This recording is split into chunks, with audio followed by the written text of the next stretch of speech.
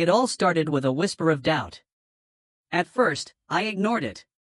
23 years of marriage, a home built from scratch, a daughter I'd do anything for, how could it all unravel over a feeling? But the signs were there. The late nights at work. The sudden attention to her appearance. The way she'd flinch when I touched her. And then there was him, Mark, her so-called colleague, always popping up in her stories, always conveniently around. I didn't want to believe it. Not about her. Not about the woman I'd loved since we were kids. Then came the night that changed everything. I was in my study, pretending to read, when my daughter, Emily, walked in. She was 19, old enough to understand the world's cruelty, but still young enough to cry when she sees it up close. She stood there, trembling, holding a small flash drive between her fingers like it was something cursed. "Dad," she said, voice breaking. "I found something." I didn't want to believe it either, but I think you need to see this. My heart dropped. I took the drive without a word and plugged it into my laptop. The video started playing. There they were, my wife and Mark, on what looked like a hotel bed, tangled in sheets, laughing like two teenagers in love. The things they said, the things they did, it wasn't just cheating. It was betrayal carved into every second of that footage. I watched it once. Then again. Then a third time, as if hoping it would change. It didn't. Emily was crying now. I followed her, Dad. I wanted to know why she's been acting so cold. I never thought. I pulled her into my arms. "You didn't do anything wrong," I whispered. "This isn't your burden. It's mine." But inside, something had snapped. The man I once called a friend. The woman I vowed to protect. The life I thought was real, it was all a lie. And in that moment, I made a decision. If they wanted a game, I'd play. But on my terms. And they would never see what was coming. I waited until the house was still. Emily had gone to stay with her aunt, she didn't need to witness what was coming. I told her, "Go. Let me handle this." She looked at me with those wide, worried eyes, but she trusted me. And that trust? I wouldn't betray. 2 days passed like a slow fuse burning toward dynamite. Then, she came home early. Smug. Unaware. Humming some soft tune as she hung up her coat. She didn't see me sitting in the shadows of the living room, the flash drive resting on the coffee table like a ticking bomb. "Honey," she said, glancing around. "You home?" "I'm here," I said, voice calm, too calm. She jumped slightly, then smiled. "Oh. Didn't see you there. Everything okay?" I picked up the drive and held it between two fingers. "Remember this?" Her smile froze. Then flickered. Her eyes darted to it like a cornered animal sensing the trap. What is that?"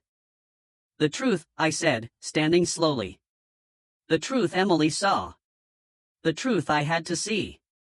The truth of you and Mark, tangled in sin while I paid the mortgage, cooked your meals, raised your daughter." She took a step back. "It's not what you think." "It's exactly what I think," I cut in, my voice low but sharp as glass. "And you know what's worse than the cheating? Your disrespect. You didn't just betray me, you made a fool out of me. And you did it with a man I trusted." She crossed her arms, trying to regain control.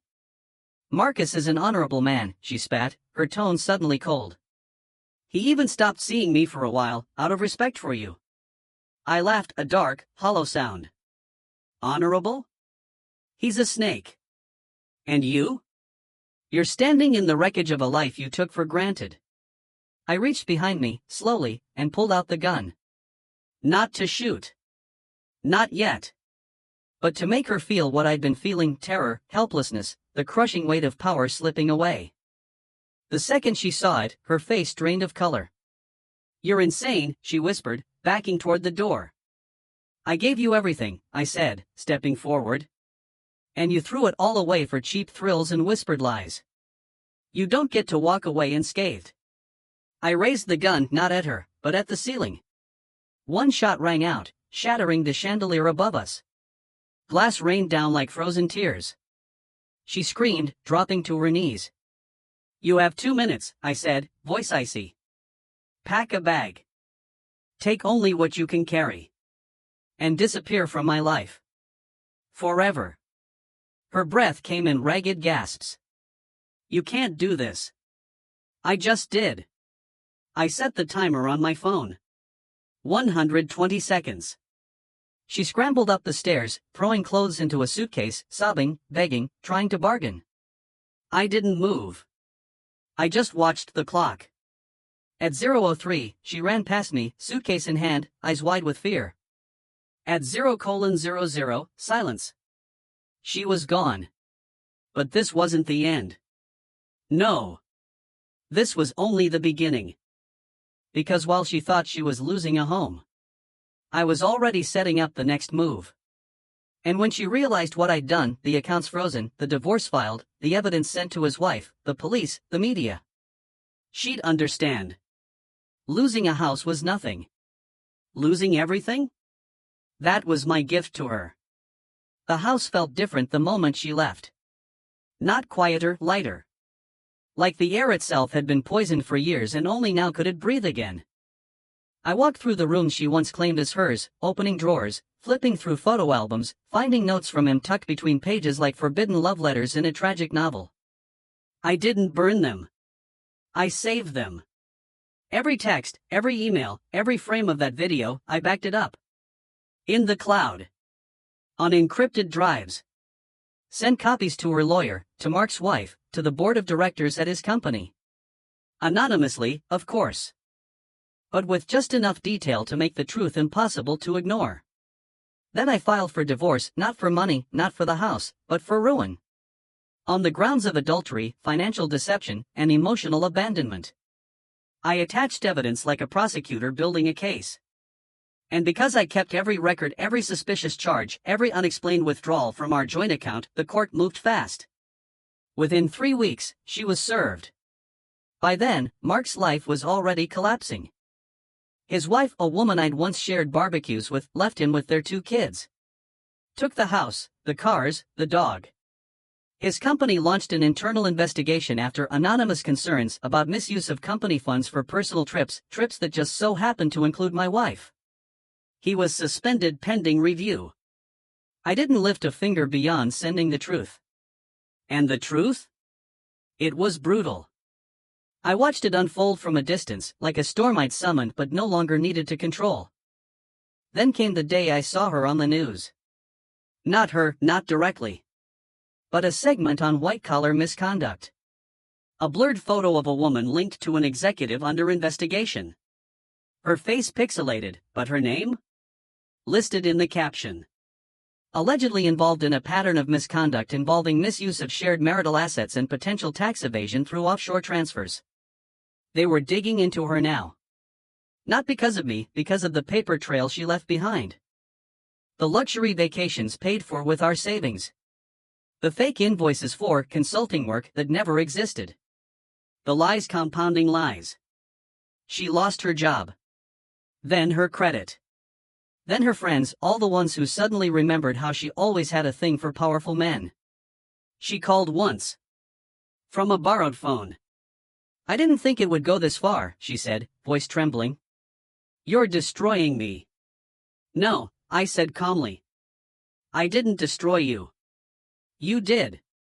I just made sure the world saw it. A long silence. Then a whisper, I loved you, Marcus. I paused. Not for her, for the man I used to be. And I loved you, I said. But you chose a lie. And lies don't get happy endings. I hung up. That night, I lit a fire in the backyard. Not of rage, of closure. I burned the last of her things, a scarf, a pair of shoes, the wedding album. Not because I hated her. But because I was finally free. Emily came home the next day. She hugged me tight. Are you okay, Dad? I looked at her, really looked. At the daughter who'd handed me truth when I was blind. Who'd suffered in silence while her mother played games. I am now, I said. For the first time in years. I'm at peace. Because revenge wasn't about violence. It was about consequences. And she? She learned the hardest lesson of all. You can betray a man's trust. But you can't escape what comes after. 6 months passed. The divorce was final. The house was mine. The life we built together? Now just memories in dusty corners and echoes in empty hallways. I didn't celebrate. There was no joy in her downfall, only a quiet, heavy satisfaction that balance had been restored. The universe, indifferent for so long, had finally recalibrated. One rainy afternoon, I got a call from Emily. "Dad, you need to see this." I knew that tone. The same one she used when she handed me the flash drive. My chest tightened. I drove to her apartment. She was sitting on the couch, laptop open, face pale. On the screen, a live news feed. Mark had been arrested. Not for adultery. Not for lies. But for fraud. Embezzlement. Identity theft. Turns out, the consulting work my wife claimed to be doing? It was a front. He'd been funneling money through our joint accounts, unknowingly used as a bridge for stolen funds. And because her name was on transactions, her signature on fake invoices, she wasn't just guilty of betrayal. She was an accomplice. She hadn't told me. Probably didn't even know the full extent Mark had used her, just like he used me. But the law doesn't care about ignorance when the paper trail leads to your door. She was being investigated too. And this time, no one would protect her. Emily looked at me. "Do you feel bad?" I stared at the screen. A photo of her, disheveled, wearing a hoodie, being escorted out of her rented apartment by federal agents. The woman who once wore designer dresses and laughed at charity galas was now a footnote in someone else's crime. "No," I said. "I don't feel bad. Not because I'm heartless. But because I'd already grieved. I'd already raged. I'd already held a gun and stared into the eyes of the woman I loved as she realized her world was ending. And still, I chose not to pull the trigger. That was my victory. Not her arrest. Not her shame. Not the headlines.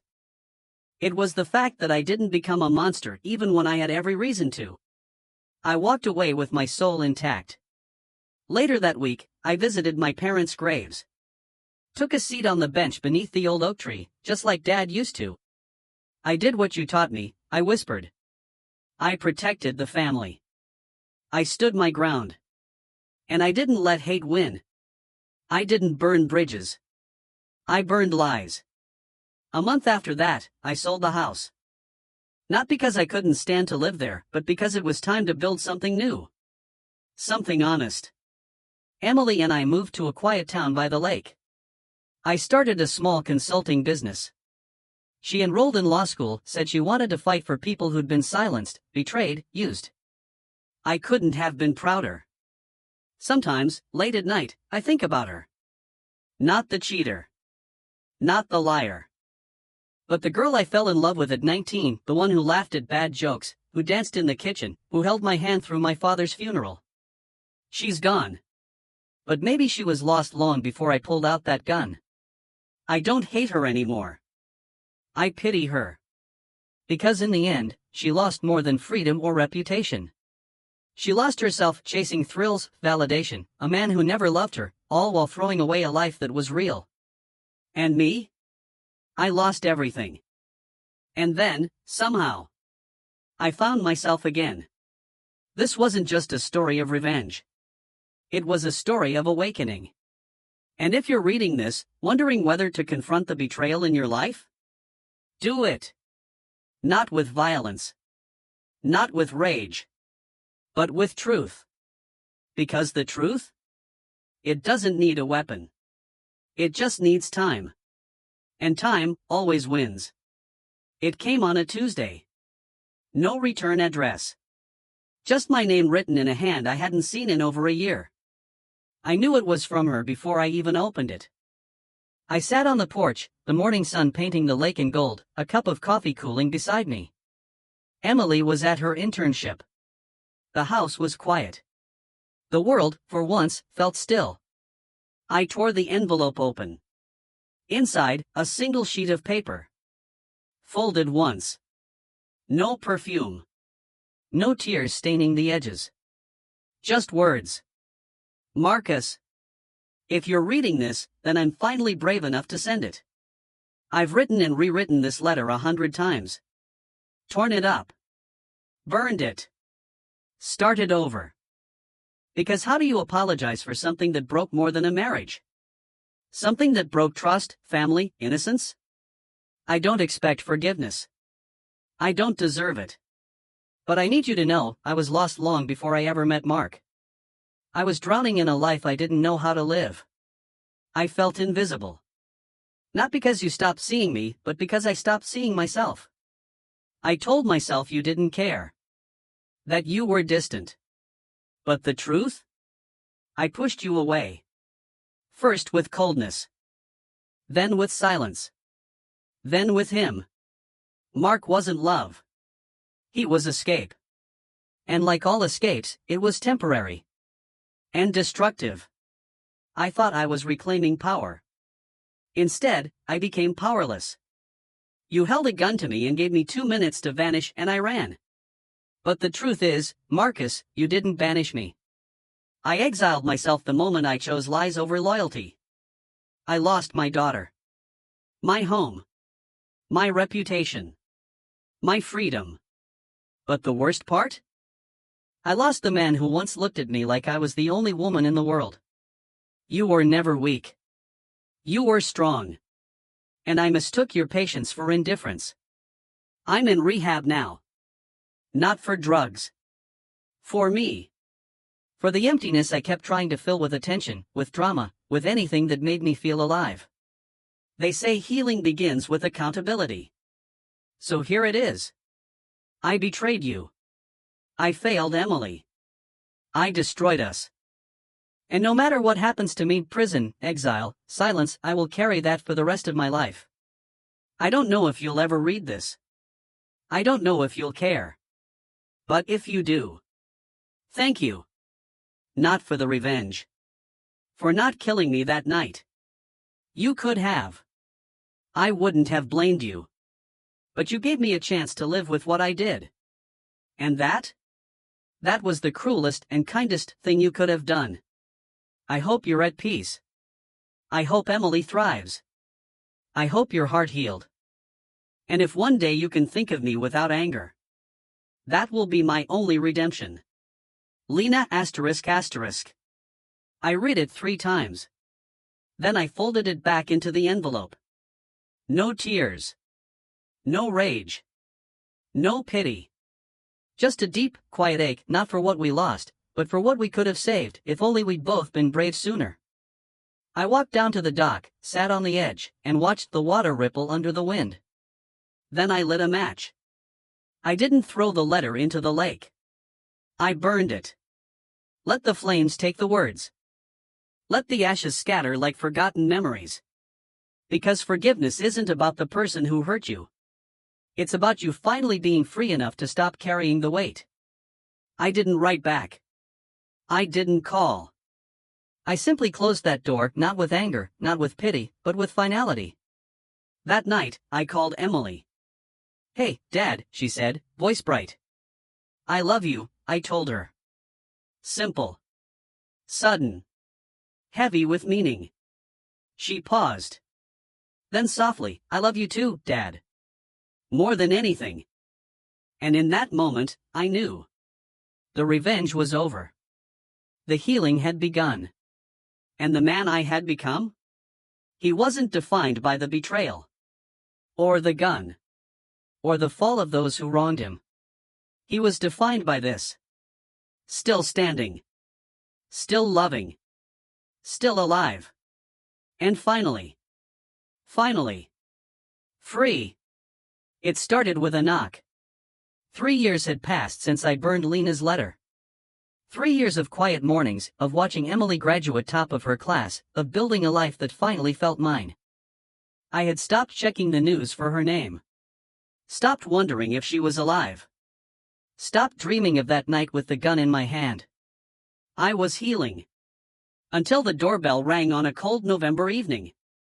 I opened it to a man I didn't recognize, gaunt, unshaven, wearing a worn coat and eyes full of ghosts. "Marcus?" he asked, voice hoarse. I didn't answer. My hand instinctively moved toward the drawer where I still kept the gun. Old habits don't die, they just sleep. "It's me," he said. "Mark." I froze. Mark. The man who'd stolen my wife. The man whose life I destroyed with a single act of precision and silence. The man I'd heard was in prison, sentenced to 7 years for fraud, money laundering, and identity theft. But here he stood. Free. Broken. Alone. "I know you want to slam the door," he said, not stepping forward. "You have every right. But I didn't come for forgiveness. I came to tell you something Lena never knew. Something no one knows." I didn't invite him in.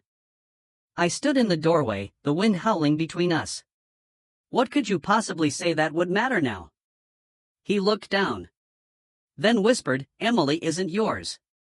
The world stopped. Not loud. Not dramatic.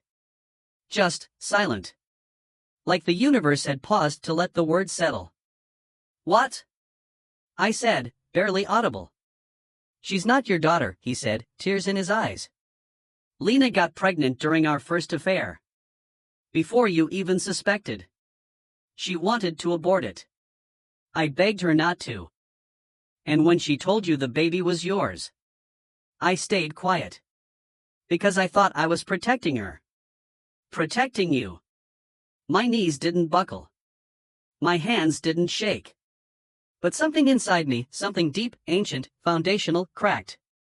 "All these years," he continued, "I've carried it. The guilt. The shame.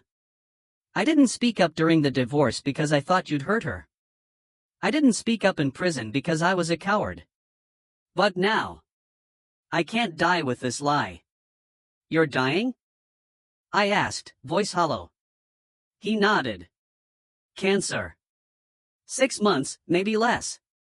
And I won't rest until you know the truth." I stared at him. The man I hated. The man I ruined. The man who, in one breath, had erased 23 years of fatherhood. And yet, I remembered Emily. Her laugh. Her stubbornness. The way she took my hand when her mother left. The way she called me dad when she was scared. Blood doesn't make a father, I thought. Love does. I didn't punch him. Didn't scream. Didn't draw the gun. Instead, I stepped aside. "Come in," I said. He hesitated. "You're not going to throw me out?" "No," I said. "Because the truth doesn't change what I know.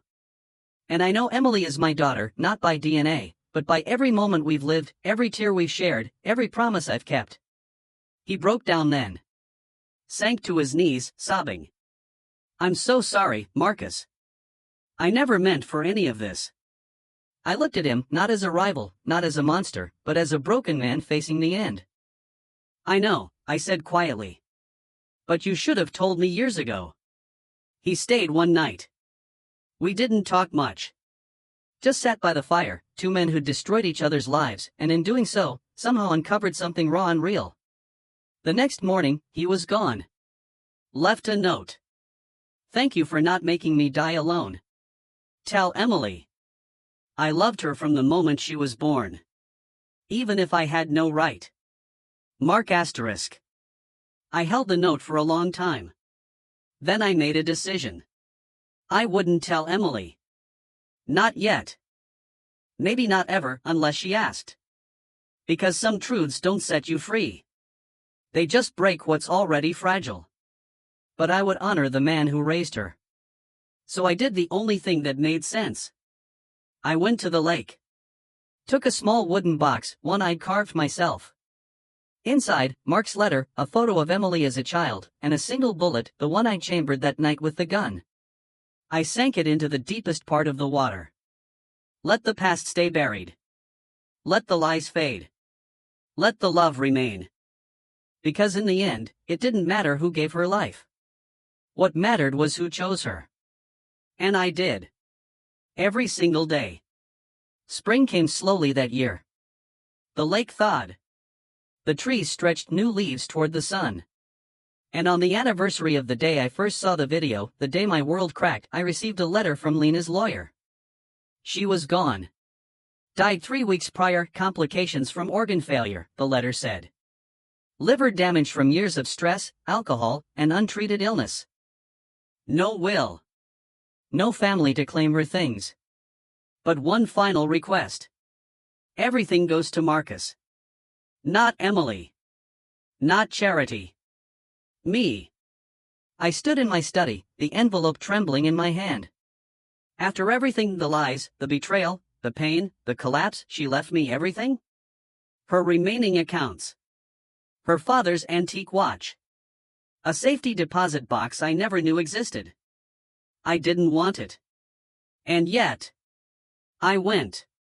The bank was quiet. The teller handed me a small metal box, no bigger than a shoebox. Inside, a faded photo of us at our wedding, her face radiant, my arm around her like I'd never let go. A journal worn leather, pages filled with handwriting I barely recognized as hers. And a USB drive labeled, "For Emily. If she ever wants to know." I didn't open it. Not then. But that night, I opened the journal. Page after page, she wrote not excuses, but confessions. Not just about Mark. Not just about Emily. But about herself. I was never in love with Mark. I was in love with the idea of being wanted. Of being seen. Marcus gave me everything, and I repaid him by vanishing, first emotionally, then physically. I thought if I broke us, I'd finally feel something. Instead, I became nothing. When I found out I was pregnant with Mark's child, I was terrified.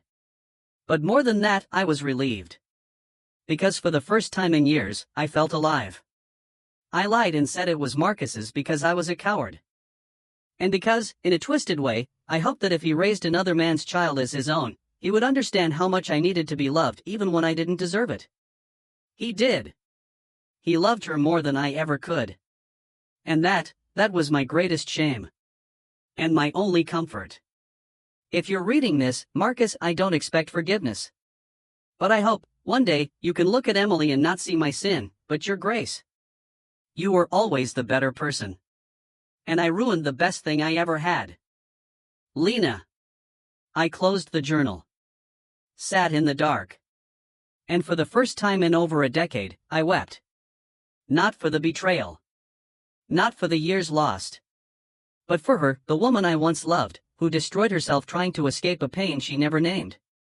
The next morning, I called Emily. We drove to the lake together. Just like when she was little. I handed her the USB. "This is from your mother," I said. "It's yours. You don't have to open it. But if you do, I'll be right here." She looked at me, really looked, her eyes searching mine. "Does it change anything?" she asked quietly. "The truth about Mark?" I didn't hesitate. "No," I said. "Because the only truth that ever mattered is this: I am your father. Not by blood. By choice. By every night I stayed up when you were sick. Every school play I filmed. Every time I told you, you're enough. That's what makes us family." She nodded, tears in her eyes. Then she took the drive and threw it into the lake. We watched it sink. No words. No drama. Just silence, sacred and deep. Later, at home, I placed her mother's wedding photo on the shelf beside mine. Not as a reminder of love lost, but as a monument to what endured. That night, I lit a single candle. For Lena. For Mark. For the man I was. For the man I became. And when the flame burned low, I whispered, "We are not defined by our worst moments, but by what we do after them. The past is a ghost. But love? Love is real. And mine. My love for her. Was never a lie. It began with dust. I was cleaning out the attic, something I'd avoided for years. Boxes of old clothes, photo albums, forgotten furniture. Emily was getting married in 3 months. She'd asked me to find her mother's wedding veil, not because she wanted to wear it, but because she said, even if she wasn't a good person, she was still my mother. So I searched. And in the back of a broken cedar chest, beneath a stack of yellowed letters and a dried bouquet, I found it. A small, outdated camcorder. And beside it, a labeled cassette. For Marcus, if I'm ever gone. My breath caught. Lena's handwriting. I hadn't seen a working VCR in years. But I called an old friend, a tech-savvy guy who restored vintage gear. He brought a player, hooked it up, and left me alone in the living room with the flickering screen. I pressed play. Static. A blur. Then. There she was. Young. Radiant. Sitting on the couch of our first apartment, the one with the leaky kitchen sink and the balcony where we used to watch the stars. She smiled the way she used to before the walls went up. Marcus, if you're watching this, I guess I'm not around anymore. And you probably hate me. You have every right to. I recorded this. God, it must have been 20 years ago. Right after we got married. I was so happy. I thought we'd last forever. I thought love was enough. It is enough, she corrected herself, laughing softly. But only if you fight for it. And I stopped fighting. I started running. I don't know when I changed. Maybe it was when we lost the first baby. Maybe it was when I felt like I was disappearing into being your wife, Emily's mom, and no one asked who I was anymore. But that's not your fault. You kept asking. I just stopped answering. I want to say this while I still can, I loved you. Not perfectly. Not always honestly. But truly. In the beginning. In the middle. Even in the end. And Emily. God, Emily. I failed her. I was so lost in my own pain, I didn't see hers. And you stepped into that void. You became her rock. Her compass. Her father, in every way that matters. So if you ever doubt it, don't. You're not just her dad because you raised her. You're her dad because she chose you back. She paused, tears in her eyes. Tell her. I'm sorry. Tell her I loved her. And tell you. I'm sorry for breaking the best thing I ever had. And Marcus, thank you. For not killing me that night. You gave me time to feel the weight of what I'd done. And that was the greatest mercy I never deserved. She smiled, fragile, broken, real. I love you. I always did. Just, not well enough. The screen went dark. I sat there for a long time. No tears at first. Just silence. A deep, echoing stillness like standing at the edge of an ocean that never ends. Then the tears came. Not for her. Not for me. But for the time we lost. The words we never said. The love that was real, but not strong enough to survive itself. The next day, I didn't tell Emily about the tape. Not yet. Instead, I burned a copy, one for her, sealed, labeled. When you're ready. And I kept the original. Not as a relic of pain. But as proof. Proof that people are not just their worst acts. That love can fail and still be real. That a man can raise a child not of his blood and still be more of a father than genetics could ever define. And that revenge? Revenge ends. But love? Love outlives even the deepest betrayal. Years later, at Emily's wedding, she found me standing alone by the lake, just before sunset. She slipped her arm through mine. You okay, Dad? I looked at her radiant and white, her future glowing in her eyes. I am, I said. I just realized something. What? That I don't hate the past anymore. She smiled. Good. Because I wouldn't be here without it. I pulled her close. And as the sun dipped below the water, I whispered what I'd waited a lifetime to say, not to her, not to Lena, but to myself. I did the best I could. And that is enough. I wasn't looking for anything. It was Emily's idea to renovate the old lakeside house. Turn it into a retreat. A place for broken families, for people who'd survived betrayal, loss, silence. A sanctuary built not on perfection, but on rebuilding.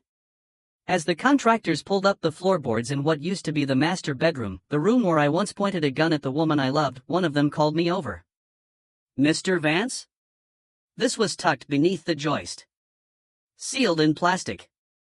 "Looks old." He handed me a small, water-damaged envelope. My name written in handwriting I now knew by heart. Lena. I hadn't expected to feel anything. Not after the tape. Not after her death.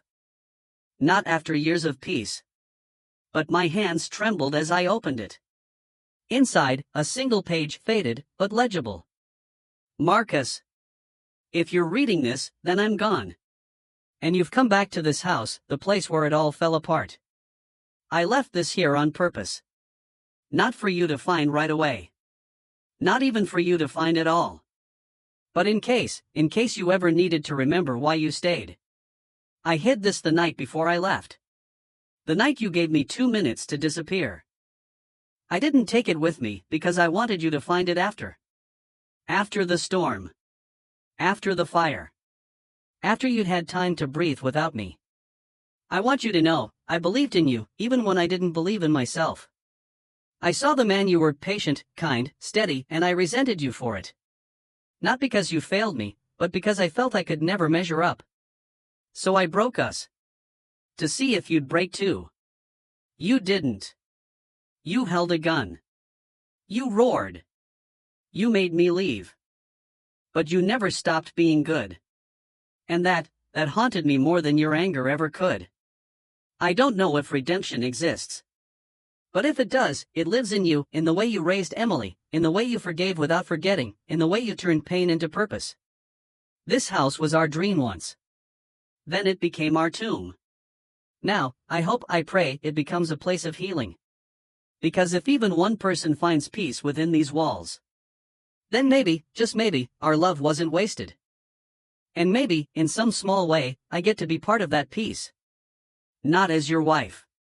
Not as Emily's mother. But as the woman who finally understood, too late, what truly matters. Thank you, Marcus. For surviving me. For loving better than I knew how. And for proving that even when a heart is shattered, it can still beat with grace. Lena asterisk. I read it once. Then again. Then I walked outside. Emily was on the porch, overseeing the new sign being installed.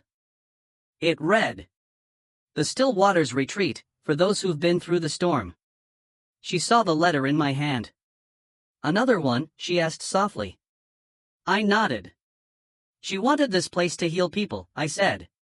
Even after everything, she hoped for good to come from the wreckage. Emily stepped beside me, leaning her head on my shoulder. She didn't get to be a good mother, she said. But maybe, in a way, this is her motherhood. This place. These future lives. It's her second chance even if she's not here to see it. I smiled. And in that moment, I realized. We don't always get to fix our mistakes. But sometimes, someone else picks up the pieces. And builds something beautiful from them. That evening, I placed the letter in a glass case, not on display, but in the reading room of the retreat. No name. No explanation. Just the words, framed beside a quote I chose. The deepest healing is not in forgetting the past, but in letting it serve the future. And every guest who comes here, every soul who walks these halls searching for peace, will read it. Not as a story of betrayal. But as proof that even from the darkest choices, light can grow. Years later, on the anniversary of the day I set the trap, I returned alone. The lake was calm. The sky painted in twilight. I knelt by the shore and placed a single white rose on the water. Not for the woman who betrayed me. Not for the man I once was, gun in hand, heart in pieces. But for the journey. For the fire. For the love that refused to die. And for the quiet truth that echoes through every chapter of this life. You do not have to be destroyed by what breaks you. You can become more. Not despite the pain, but because you live through it. This is where the story ends, not with vengeance, not with sorrow, but with meaning. You asked for 9 parts. But what you've built is not just a story. It is a testament to truth, to fatherhood, to survival, to the unbreakable power of love even after it fails. If you'd like, I will compile this entire 9-part saga into a complete manuscript formatted for publishing, narration, or video series. With titles, chapter breaks, and emotional pacing, it could reach thousands who need to hear this message. You can fall. You can rage. You can even break. But as long as you rise again, you are not lost. Let me know. This story deserves to be shared.